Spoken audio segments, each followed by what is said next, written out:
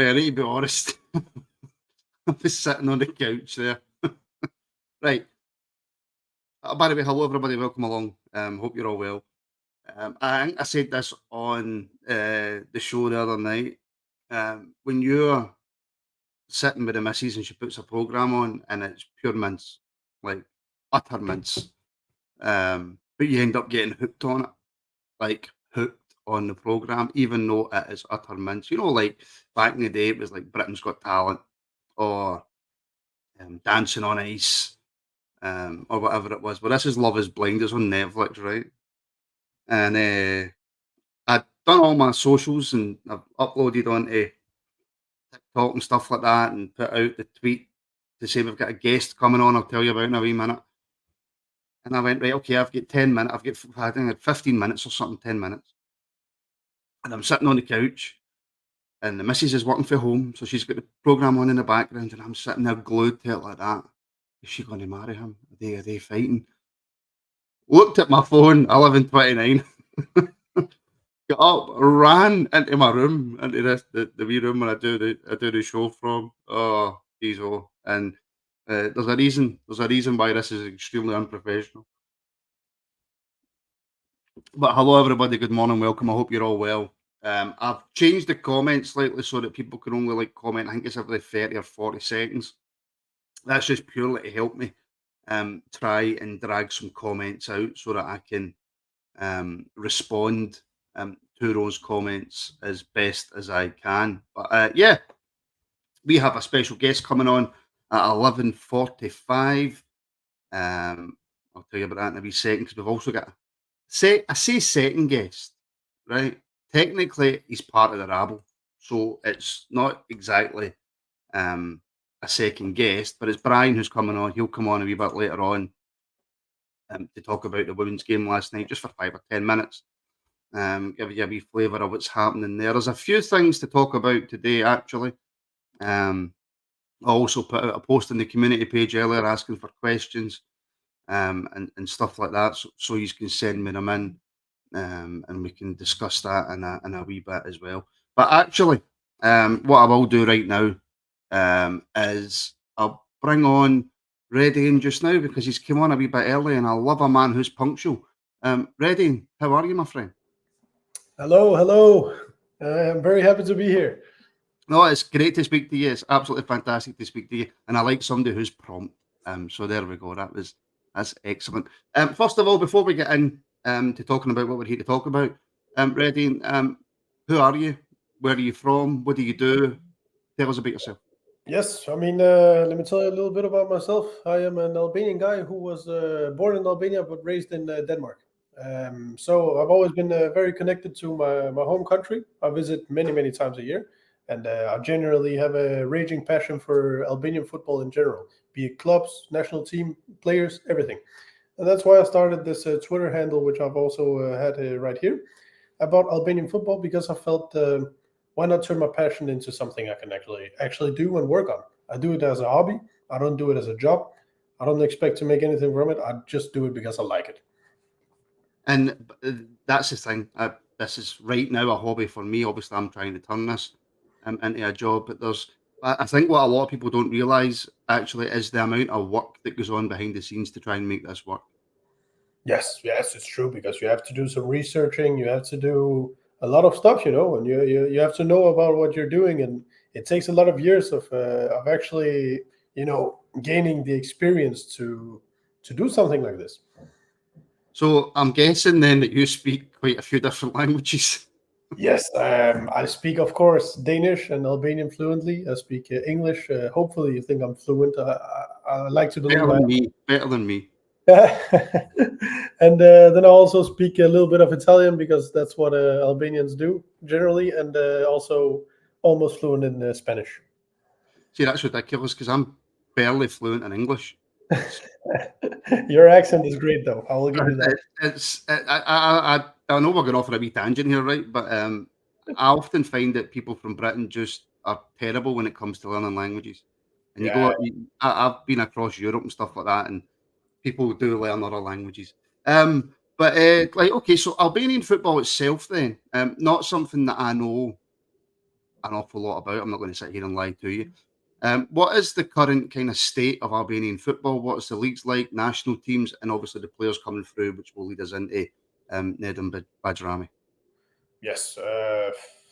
Generally, I'm a very enthusiastic guy. I like to be optimistic, but I also like to be realistic. I don't want to give false promises, empty promises, and false expectations. That would just be stupid. Albanian football, in my opinion, and I think it's just the general consensus between the people and the country, is at the best state it has ever been in. The last 20 or maybe even 15 to 10 years, we have had a very good development with especially the national team and also the players of the national team playing in much bigger leagues, playing in the Premier League. We have Armando Broja, who's the first Albanian to ever play and score there. Okay, I think actually first to score. We had another who played there. We have a lot of players in Serie A. We have a lot of players in La Liga. Mito Zuni, he scored 11 goals last season in La Liga, and it's just never been better for Albanian football as a whole. Club football is very different. I don't like to go into detail too much, but it's at a very bad state, and that's why we never really make it to any European club competitions. But national team is perfect. So have you got like, and I do want to talk about Nedim Bajrami, I promise I do. But you're kind of, we complain a lot at Rangers about the amount of youth that we bring through. Is there certain clubs in Albania who are pretty good at bringing through youth players? I know some people might come after me for saying this, but I support Vlasnia, which is in the north, because that's my local team. We are quite good at it. We always bring out like maybe one or two players who play for the under 21s. They never seem to make it to the national team though, which is a shame. Then of course also the three big clubs in the capital, Dinamo, Partizani, and KF Tirana. They're very good at bringing up youth players. I would say there are not teams in Albania who are the best at bringing out youth players. Everyone has maybe one or two every year. Mhm. Seem to do something. That sounds really similar to Scottish football. To be brutally honest with you, it sounds very, very similar.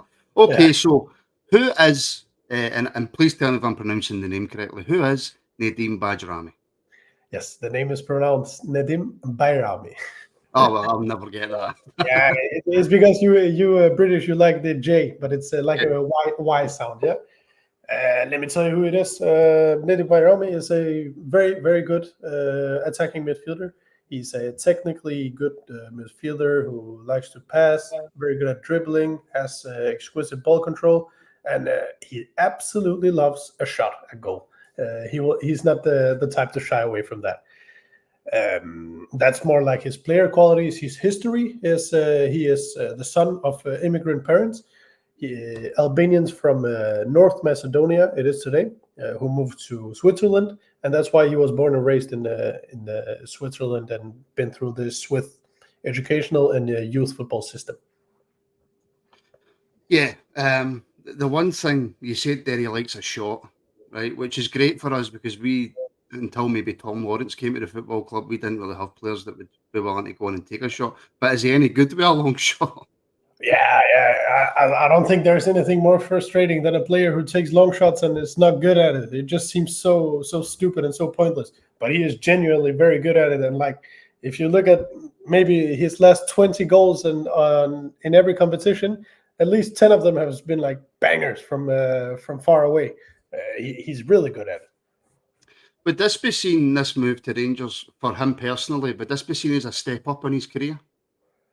I don't know if it's going to be a step up because it depends on how you compare stuff. If you compare the Serie A to the Scottish Premier League, of course, you're going to say it's a step down.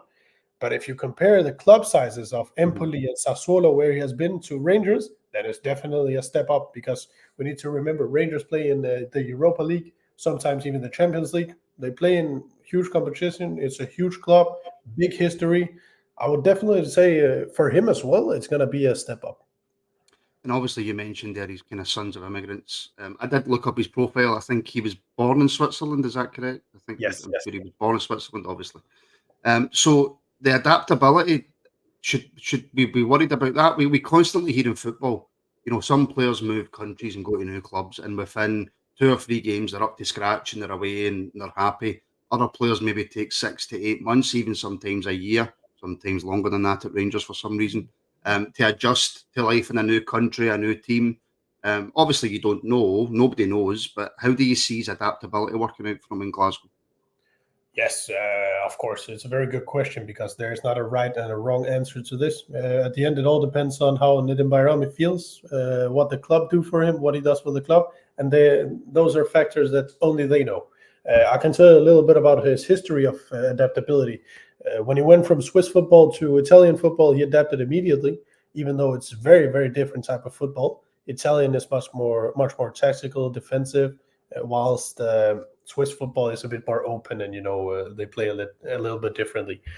Also, when he came to the Albanian national team, he didn't really have that much time to settle in. All of a sudden, you have 22 new teammates and a new coach, and playing in a new country, you could even say, because he was used to play with the Swiss youth teams. And he came in straight away, slotted into the midfield, demanding the ball from all sorts of tough positions, and put in man of the match performances time and time again. I think the big question about the adaptability to Rangers is the pace of the game and the physicality of the game in the Scottish football. I'm very curious to see how he's going to handle that. But being a guy who is a very hardworking, who always puts his 100%, which I think is very important for any fan of any club, I think he's going to adapt quite good. And he also never has injury issues. Only Oh, one time has he been injured, like with an ankle injury, where he missed 5 games. Other 5 times of his absence has been influenza and coronavirus, which is just pointless to even mention. yeah. I mean, that will change now that he's came to Rangers. He will get injured and he will be out for long spells because that's just what seems to happen. Um, That's typical. it's just that it just happens to us for some reason. Normally, we just sign injury-prone players, and that just helps it along a wee bit. Was there ever any question about what national team he would play for? There was quite a lot of debate. It was like one of the worst transfer sagas, you could even say, that I've been a part of, or at least been followed, because he had played for the under 21s of Switzerland in some friendly games, and that apparently meant he couldn't switch allegiance to the Albanian national team, which I think was quite a stupid and pointless rule. So it took 8 or 9 months to get him to the Albanian team, and he had to take the case to CAS, which finally and luckily for us granted him permission to switch. For him, it was never a question, and he just wanted to play for Albania because he's quite a loyal guy and he feels Albanian. So of course he went and tried his best to get to us. In terms of the national team, what is his status, his standing within that? Is he a nailed-on regular starter? He is 100% a regular starter, and he's also one of the biggest stars in the team. I would say, due to his performances in the Euro qualifying we just had, he might even be the biggest, at least attacking star in the team, because he scored a couple of long shots, which not only were great goals, but they were important goals. And we played a game against Czechia away where we were the top 2 teams, and we only had one shot on goal, which was Nedim Bayrami from 30 yards, who manages to equalize and get us a crucial point. Also, now our captain is injured, and our best player, Armando Broja, with the highest status at least, is also injured. So he is the guy we are relying on. Of course, he scored the quickest goal ever at the Euros. He did. He did also. That was also crazy, right? So that was an extremely stupid question for myself then, where did he sit in the national team? But there we go. In terms of then, I mean, from what I'm getting from you and from what I've read, it's an exciting signing for Rangers. It's somebody who we should be really looking forward to seeing.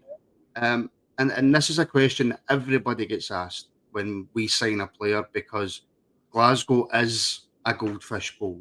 You are either Rangers or you are Celtic. There's a couple of Partick Thistle fans thrown in there for good measure, but it's Rangers and Celtic. I know for a fact in the past that we've had players that have come into the football club and says, "Oh no, I can handle it. I can handle it." You can't walk to you can barely walk to the shops sometimes. There's not a lot of places you can go without getting recognised. People coming up to you all the time wanting photographs, or people shouting abuse at you. His personality, from what you can grasp, can he handle that? think he's going to be able to handle it because you also see we saw a meteoric rise in his fame as soon as he came into the Albanian football and performed because Albanians, if you look it up, we are only 3 million people in Albania, but we are 20 million people around the world. That means many Albanians who can follow you anywhere. And as soon as he came into Albania and played well, many new followers of girls who think he's very good looking. Everything just came I into it. never get that for some reason. Girls don't think I'm good looking for some reason. I don't know why. That's just what it is, right? But anyway, the thing about it is he's a very humble guy, and his humility takes him very far in football and in life. And I just think he's gonna get his head down and work because that's also what he was taught in Switzerland, which is a very professional country with professional people.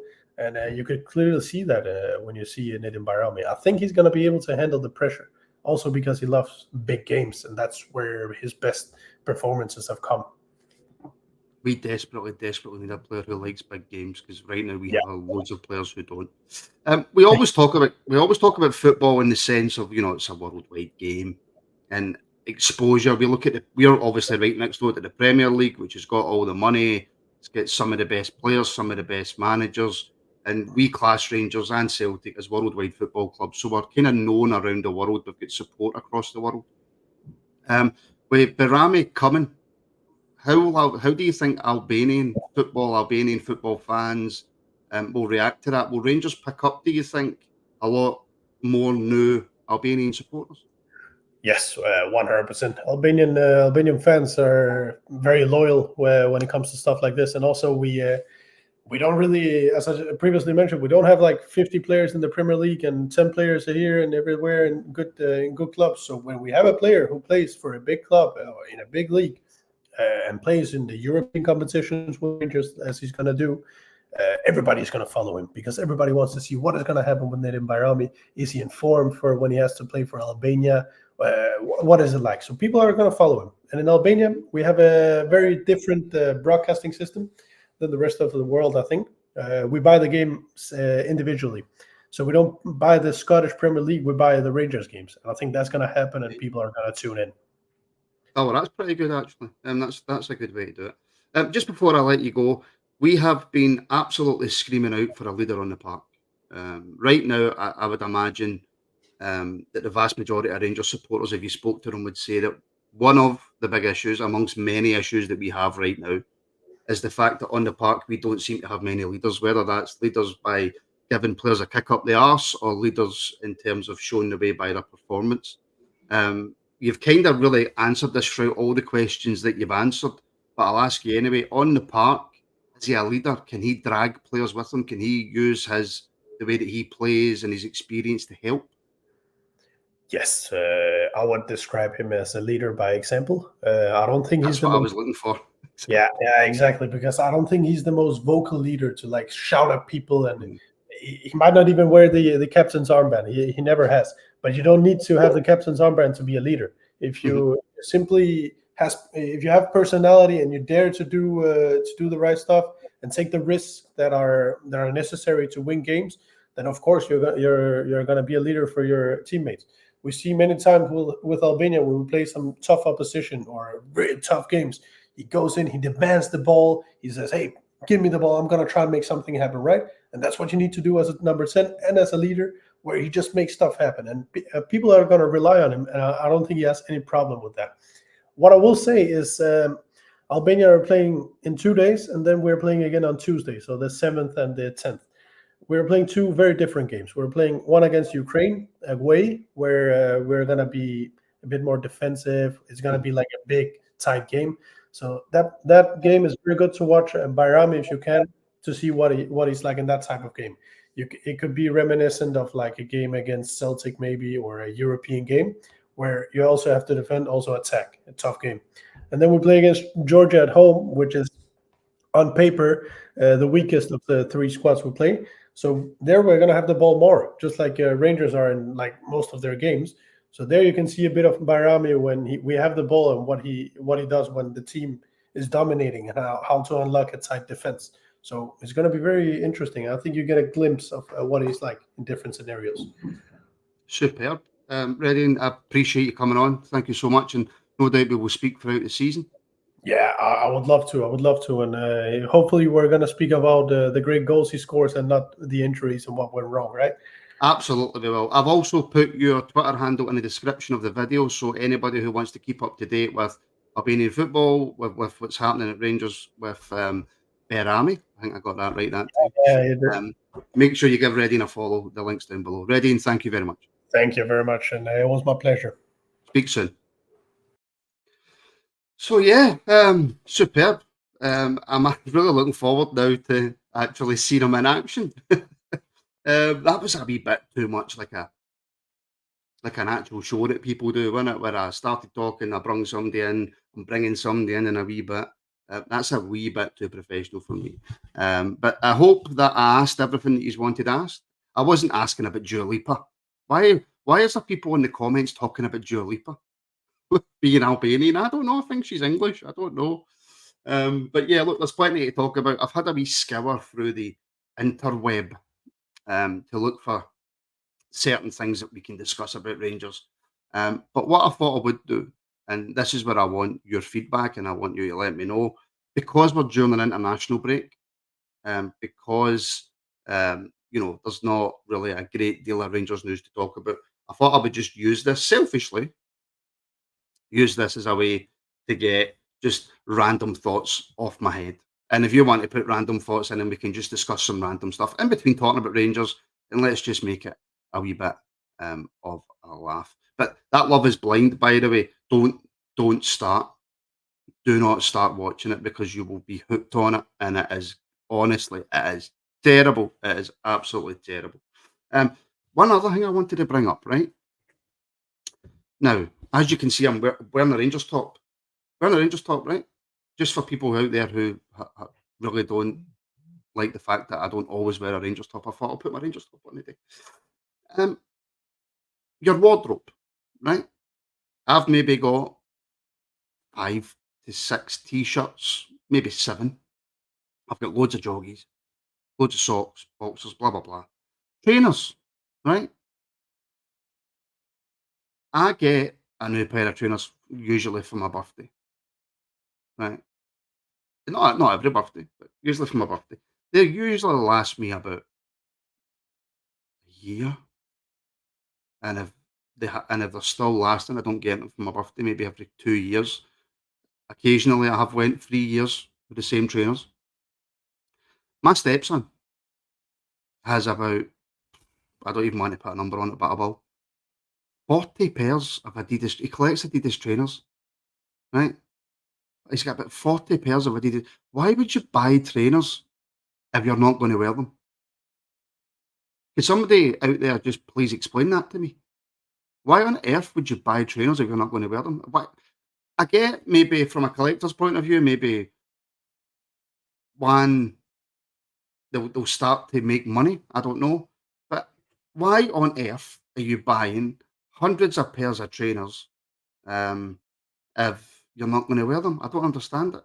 And the reason that I say this, folks, is that I know somebody who collects shirts. Well, if it's to sell them, fair enough. But I know people who buy them and don't sell them and keep them, and you've got about 40 pairs of trainers, 50 pairs of trainers. What's the point, man? You can't wear them all. Well, you can't take them out of the box. Can't take them out of the box. Is that all about? But I know somebody who collects tops, mainly Rangers tops. I think he's probably just about got every top going. And he's on here to give us a quick 5-minute recap of what happened last night when Rangers women went to face Arsenal women. And Brian, welcome. It wasn't the result really that, I mean, was it the result that we probably expected? Yeah, I think it was. I mean, when you look at the matchup between Rangers and Arsenal, as in the teams, it was very much David and Goliath. Arsenal, as everybody knows, are a strong women's team. They've had a strong women's program for a long, long time. They dominated the WSL for long stretches, maybe not in recent times, but they have that pedigree. And yeah, it was always going to be an uphill task. I think they did tremendous in the first half to keep it to 1. but unfortunately the depth of the squad that Arsenal have, the players they've got one player who just got nominated in the Ballon d'Or sort of, reckoning. So that's the sort of caliber of player they were up against. You had the likes of Alicia Russo, who's England's #1 striker. Kim Little in the middle of the park, the Scottish girl. I mean, she's been at Arsenal for seems forever. Arsenal's a lot of years in front. So when you looked at the sort of, I mean, they had 3 or 4 girls out last night, thankfully, because it could have been worse if they were all playing. But it was always going to be difficult. And to be honest, I wasn't totally surprised by the scoreline. In terms of the Rangers' performance, Brian, like I say, look, we probably expected to go there and get thumped. But in terms of how did Rangers play, how did we? 6-0 says not very well, but sometimes the results don't always tell the full story. No, but I think in this situation, we got up the park a couple of times, but making the ball stick up the park and then trying to build something from that was very, very difficult. We didn't get enough flow. We didn't really lay a glove. I mean, I don't think the goalkeeper had much to do. It was almost just wave after wave of Arsenal attacks. And yeah, it wasn't a totally unsurprising score. Disappointing score, obviously. But it was a very, very tough night for the girls. But as Leah Eddy and the manager have said, they'll learn from that. They'll learn how to move forward with that in the competition. Maybe not this year, but for years coming, they'll take something from that. What was the kind of reaction from the team, the manager? It's very difficult, I suppose, when you're used to being that dominant force in your own league. Like Cammy said, Rangers kind of got a taste of their own medicine last night. Yeah. But you just hope, I suppose, going forward that it doesn't affect them in the league, and I don't think it will. No, I think they're going to be quite pragmatic about it. I think they've seen positives in the game where they were able to keep them out and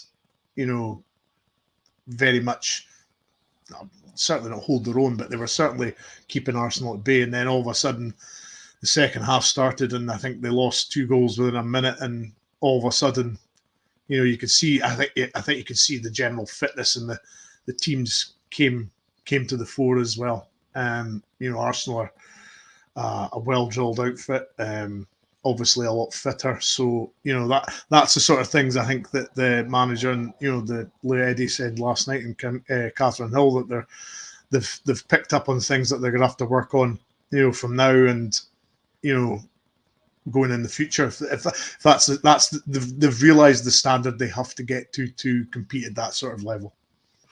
In saying that, the Rangers men's team get absolutely thumped 7-1 by Liverpool. So maybe there's not that much. Maybe there's not that much difference. Right, so Brian, before I let you go, what's next then? Because is that us now officially out of the Champions League? What happens next? I think it is, yes. But they've got a game against Atletico Madrid coming up now. I think Alan and I think a couple others were quite surprised that that you had to play another game even though you're out. So I'm not sure why they've got this third. The semi-finals, as you would put it, they've got that game now against Atletico Madrid, which is again not going to be another easy task because the Spanish sort of league are very. Is that for the Champions League, Brian, or is that for the Europa League? What's that game for? No, I think it's just a game. Oh, is it just a game? So it's no real relevance. There's no real relevance. I think the final between Rosenborg and Arsenal is the team that go through. They get, as Alan says, you get it's all for coefficient points now. That's all it's going forward now. There's no competition further after this because it's first or nothing. So, and as I think I can't remember who it was Alan maybe or somebody on the pod said that or maybe it was one of the girl players saying that they drew at Arsenal and Atletico Madrid. I think they were 1 and 2 seeds, so you couldn't have got it very, very much harder. And it's all for pride and coefficient points now. So, but I think they are introducing a Europa League sort of style competition soon because just having one competition for the ladies isn't sort of good enough. There's a lot of teams now, and they're all missing out in sort of European action. Brian, thanks very much. No problem, sir. Speak soon. And they'll play Rosenborg, I believe Saturday, and then they'll be back to league stuff the week after. Happy days. Right, I'll give you a message when I'm done. No worries, thank you. Top man, speak soon. See you soon. So yeah, there we go. Look, I know there's people in the comments giving me it tight. Women's football isn't for everybody. That's fine. 5 minutes with Brian, and people who are interested are up to date. What I will say to Brian is, if he could leave down the bottom, because it's putting me off. Looking at that face. But yeah, there we go. So the trainers thing, right? Just quickly on this, I don't want to spend 40 minutes talking about trainers. But for God's sake, just buy 1 or 2 pairs. It's just absolutely mental. But I tell you what I will do. I will ask, get your guilty pleasures in. What is stuff that you might go and buy, or do you watch, or whatever, that you wouldn't like to admit to? And keep it clean, folks. Please, please, for the love of God, keep it clean.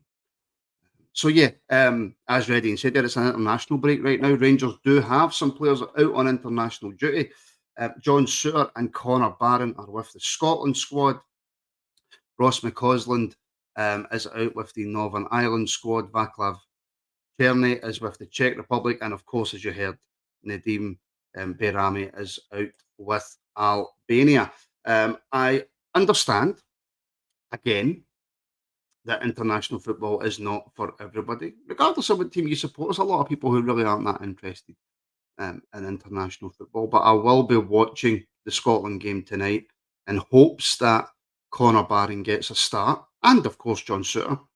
And if they don't get a start, because I know Connor Barron was a late call up, then possibly, potentially, hopefully he can get some time on the pitch.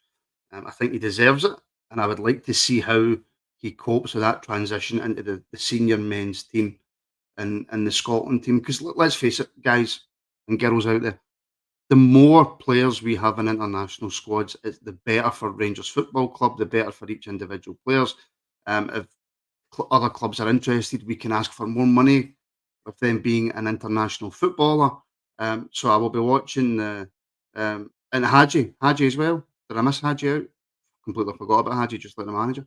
Hadji's obviously then out with Romania, so it'll be interesting to see how he does out there. But it's so much better for us the more players that we have in international football.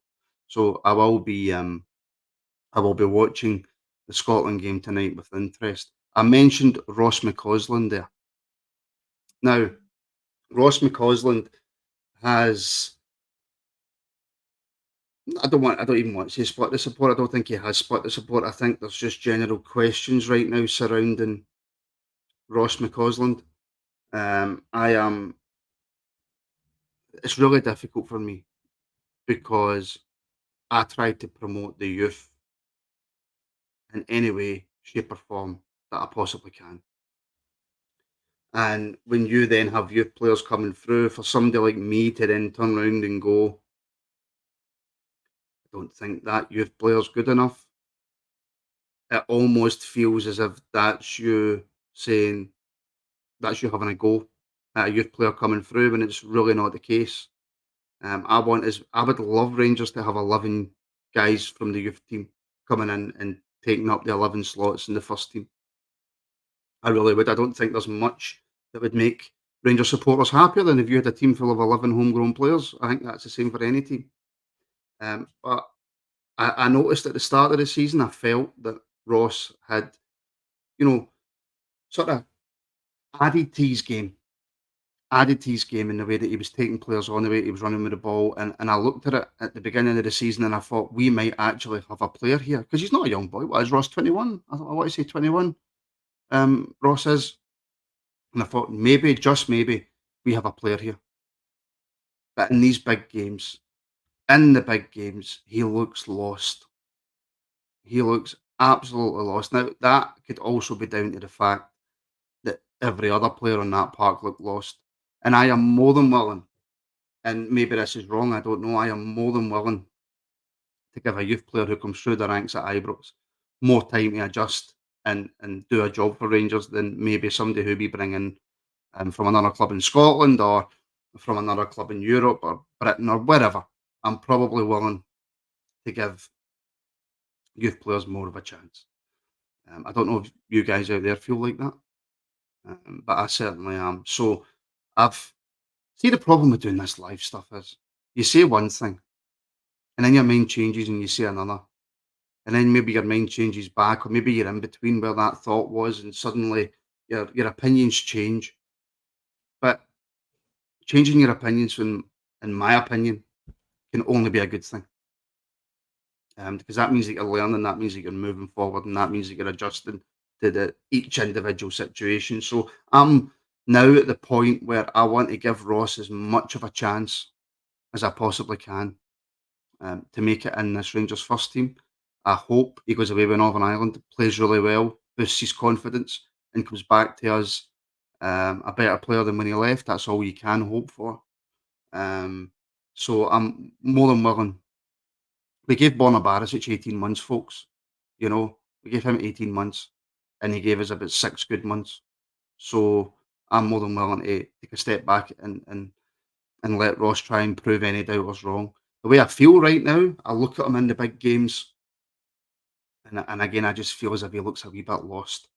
Now, whether that is what I was talking to Redding about, maybe that is that we need more leaders in the team to help, because it must be extremely difficult as a youth player coming into a first team when the first team's not playing well, and you don't really have any real leaders in that dressing room. So maybe we need to help the young players out a wee bit more. But that's definitely something um, that I really want to see um, Ross come through and do well. Now, I had a message, and I didn't know this, and kudos to Aldo if this is correct.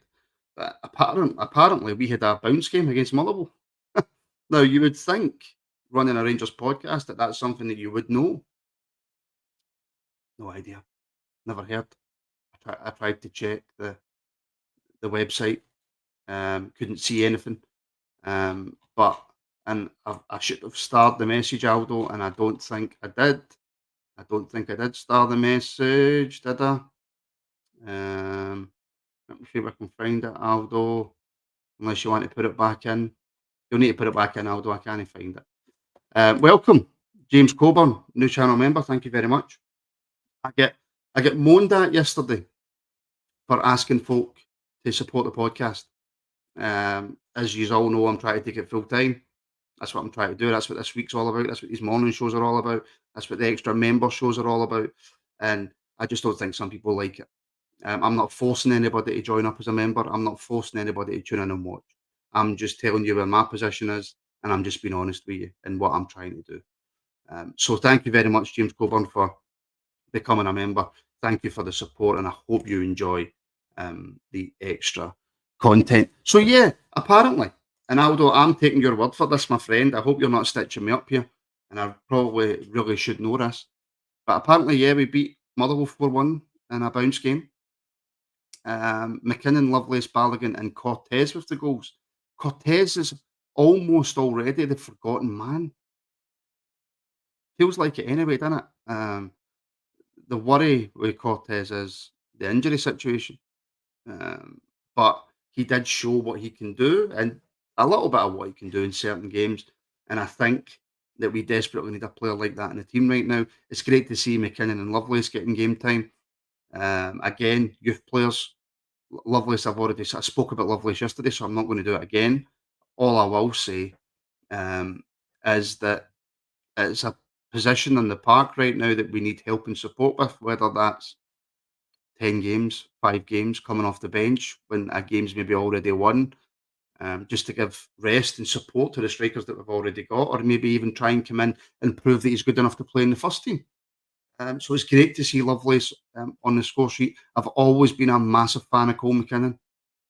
When I've went to watch the youths play, I've always been a massive fan of him.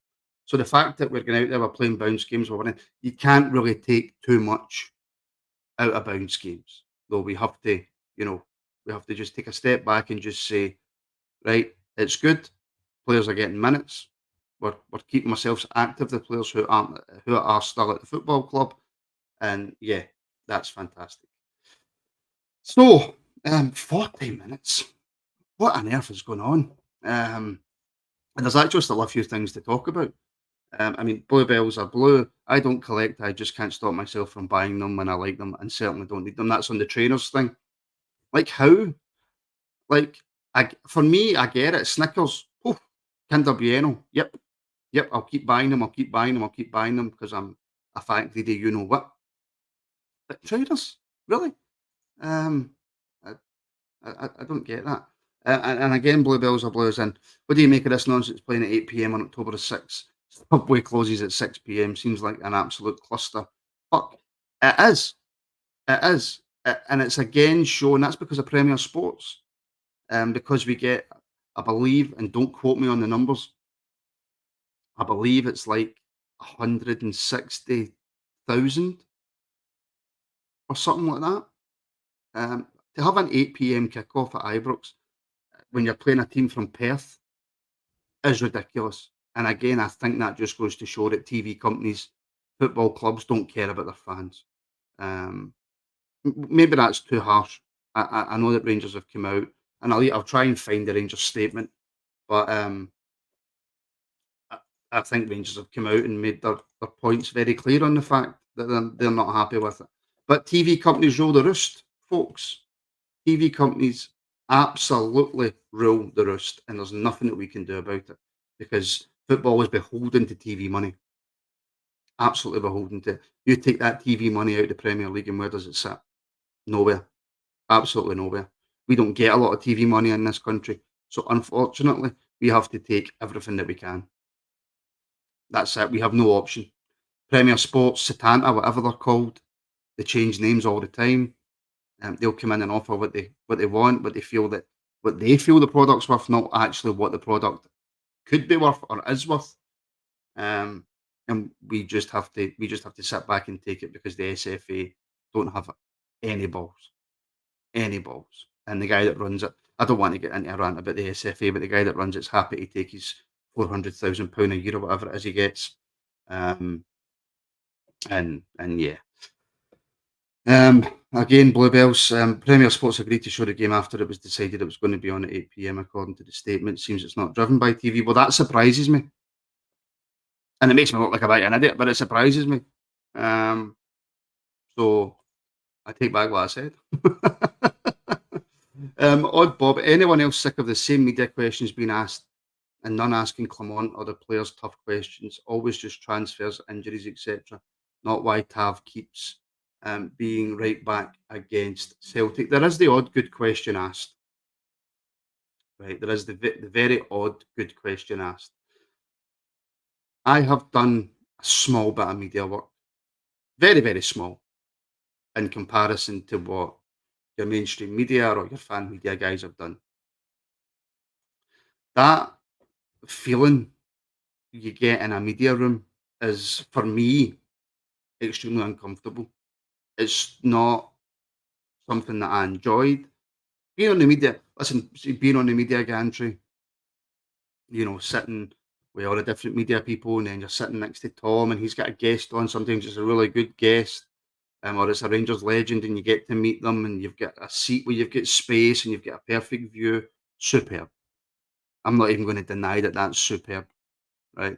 But everything else that comes with it, all the nonsense that comes with doing media stuff, it's not for me. I don't enjoy it. And questions that get asked by the mainstream,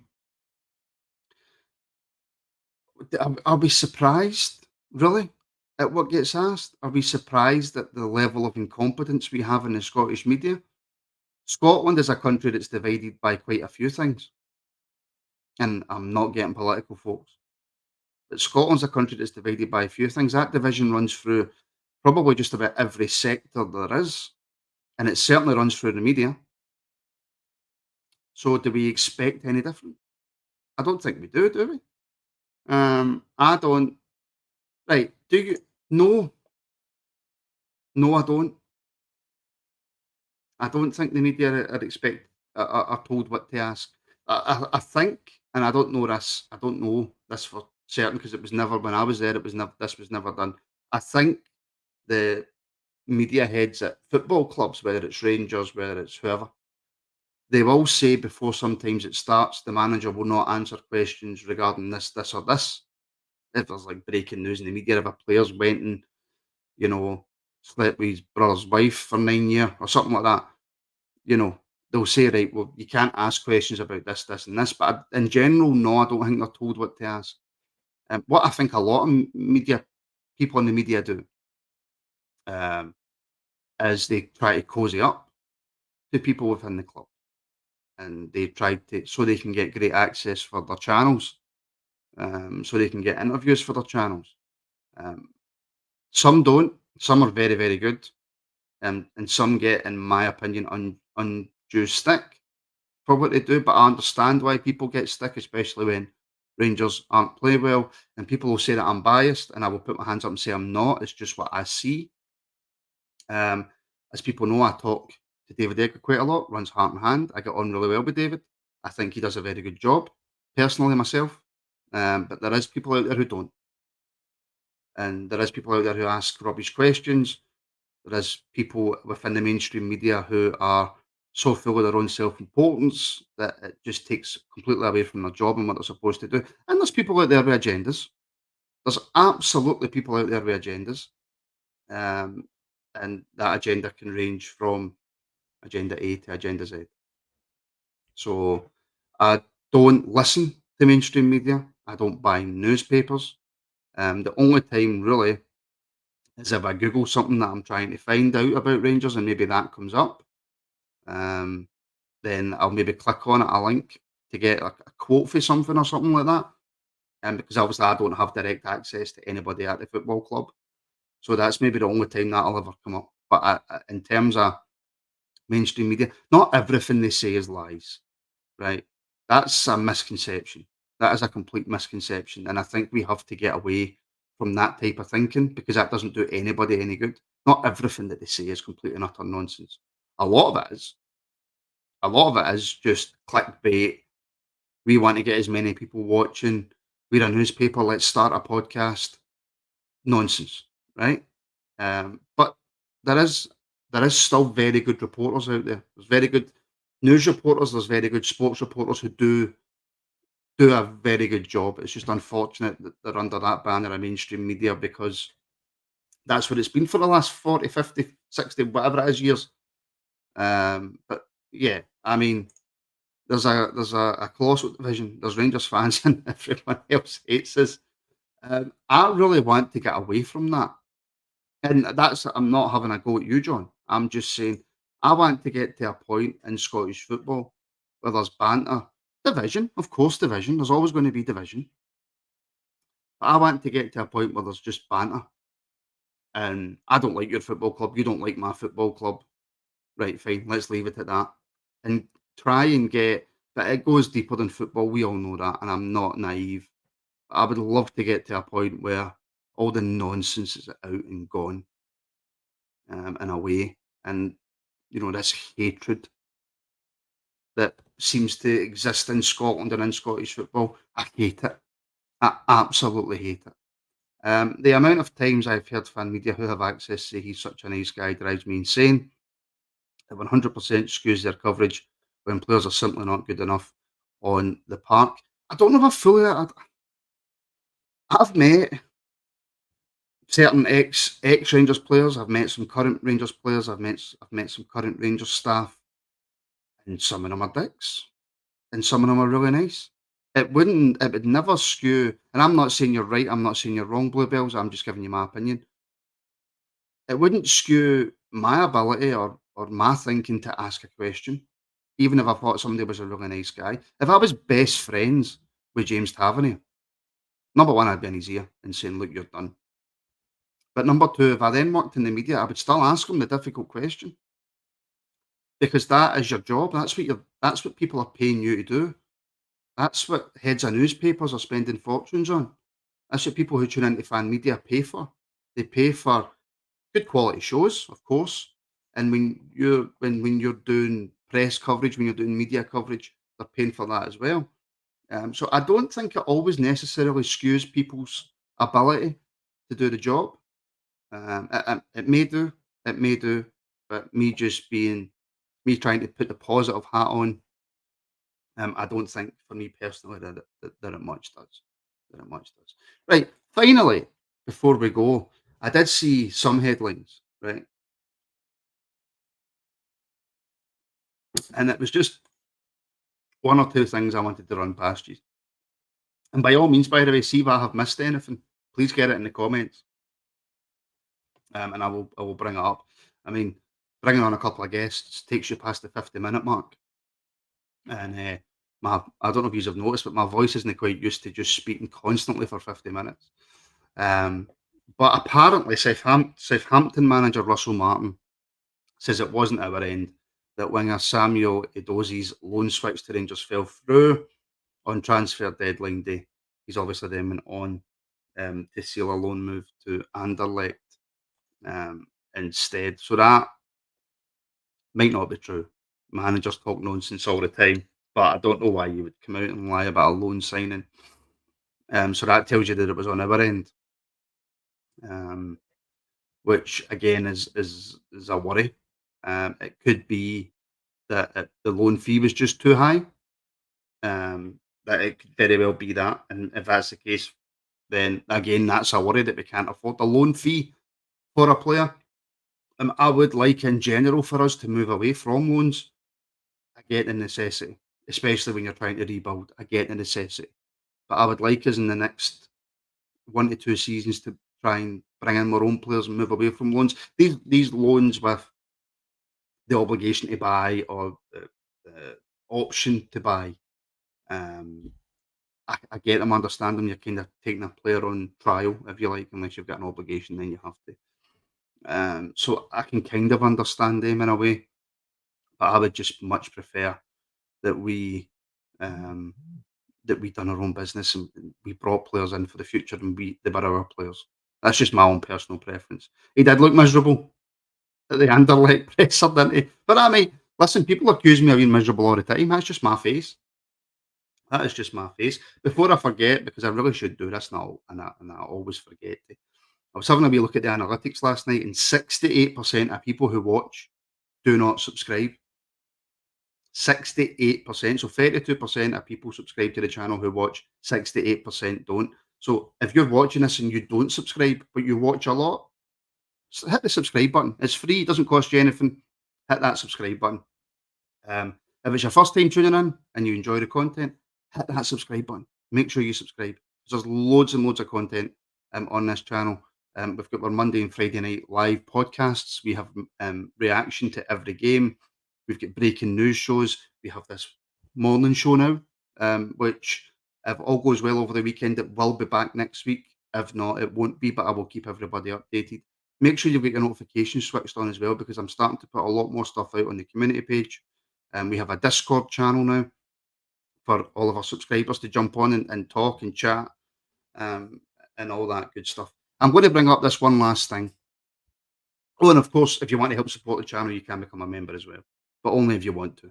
Link for that is in the description, or if you're watching on your computer, click the join button below if you want to become a member and get access to different shows and help support the channel. And give the show a like on YouTube as well. Make sure you like it. Liking is the most important thing. It is imperative that you like. I can't sound like, not threatening, but authoritative. I just can't do it. Let's try and get 500. We were just over 400 likes yesterday. Let's go for 500. So you take a look, you see where it's at, and you hit that like button, and we'll try and get this to 500 likes. Now, I did see something yesterday that annoyed me. Now, I don't know how long ago this was put out or whatever, and I'm not going to tell you where I got the information, but this proper annoyed me. Former Rangers winger Ryan Kent, I know, you've just went mental and you've just threw your cup of coffee right at the computer or the TV or whatever you're watching. I know, I apologise.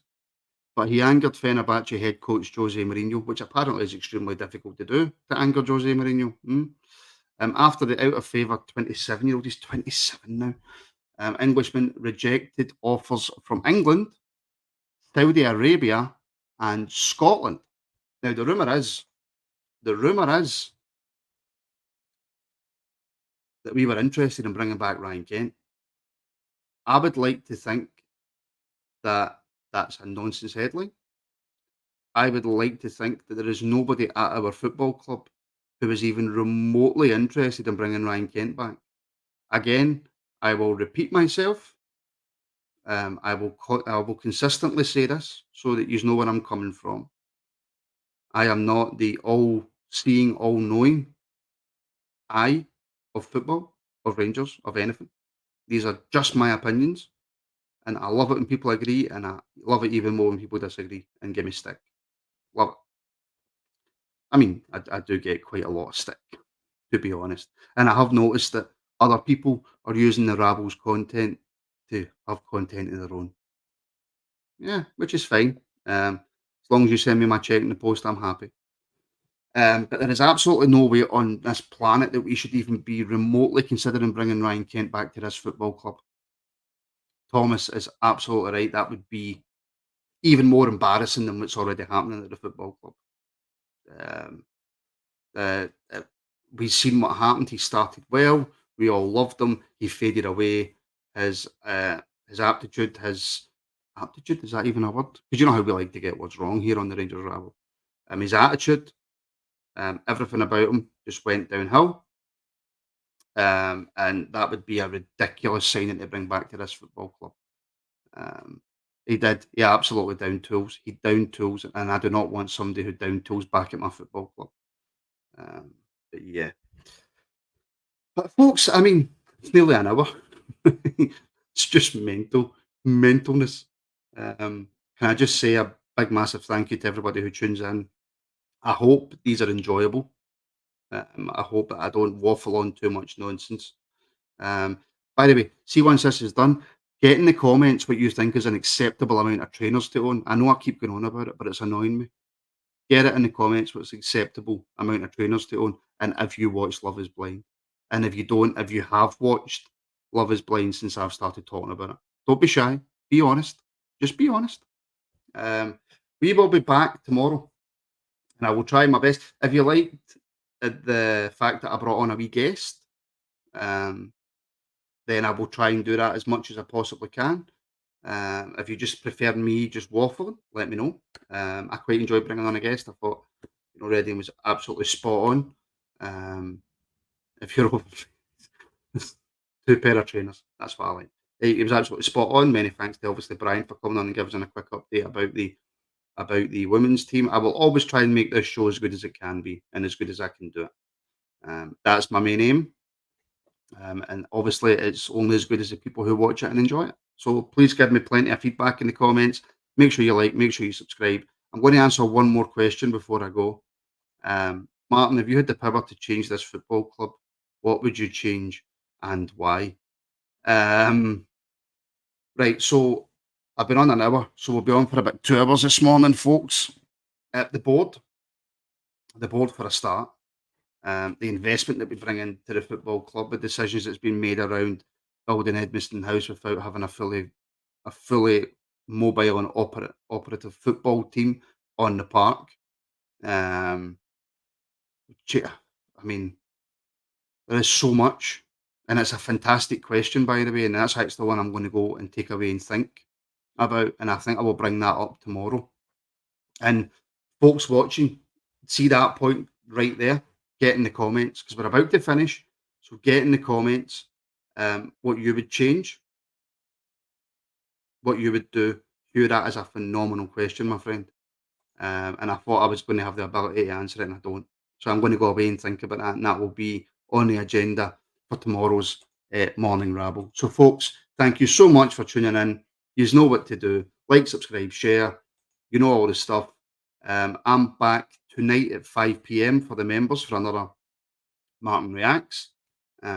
So for all the members, I'll see you there. For everybody else, tomorrow morning, right here, 11:30. Speak soon.